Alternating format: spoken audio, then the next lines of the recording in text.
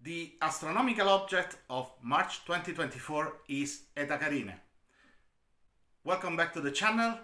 This is Boring Astronomy and I am Alessandro, your astronomer next door.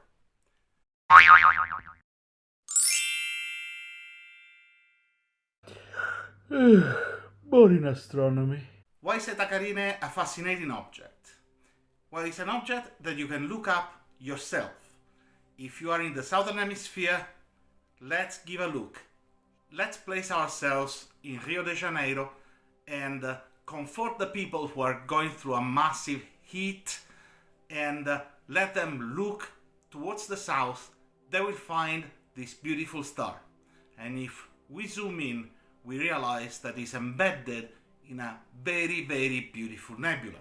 If we were astronomers in the 19th century, we would have seen this star rise up to be the second brightest star in the sky.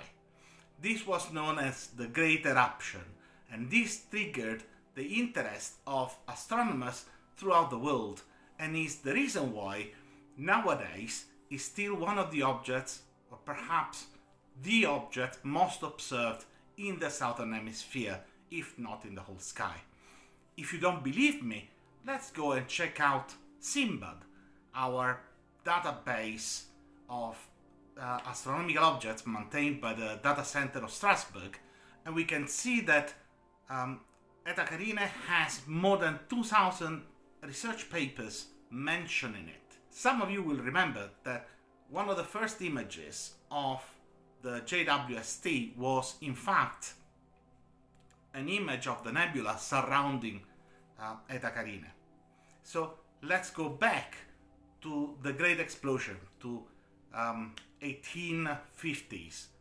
So what people saw was this super bright object, and they started pointing their telescopes, and we're still speaking about an astronomy which, from our perspective nowadays, almost 200 years after, is sort of primitive.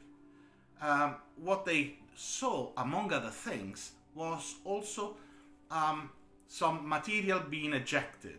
This is what was immediately called the Homunculus Nebula. Homunculus means little man. Apparently, well, nowadays it looks like two balls being ejected, but in fact back then it looked like there was a head and there was something else coming out, hence the name Homunculus. And we have seen this evolving. There was also astronomical picture of the day showing the expansion of the homunculus. There are studies showing that the homunculus is the material ejected during this phenomenon in the 1850s, and it has something like 20 or even 50 solar masses of material expanding in the interstellar medium. In 1996, Augusto Daminelli and collaborators discovered a 5.52 year modulation, and that triggered the understanding that eta Carinae was in fact a binary system. There are reasons to believe in fact that it's a triple system. The two stars of eta Carinae are massive. The primary star of this binary system is a 150 or 200 solar masses star. It is so massive that when I studied, this is the book on which I studied my Introduction to Astrophysics course, and eta Carinae is in the book. So it is that relevant. The secondary star is also a massive star, but is smaller, is only a 30 solar masses star. Over the last 50 years, with the opening of different wavelength regimes, we have been studying eta Carinae in literally any possible wavelength. You name a telescope which is capable of observing an object at minus 60 degrees declination, that telescope will have observed eta Carinae. Especially observations in infrared, they have been able to go through the ejected material, which is in fact preventing our direct view of the central object. And now we have much more information of what's going on close to the binary.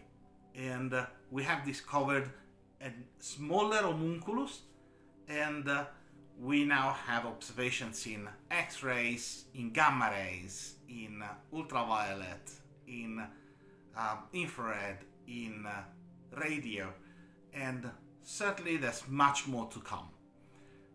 So if you're interested, go Google eta Carinae, learn more about it, get excited about it, check the light curve, check the spectra from ESA Sky. I'll wait for you for the next video. In the meantime, click on like, subscribe, enjoy. See you next time.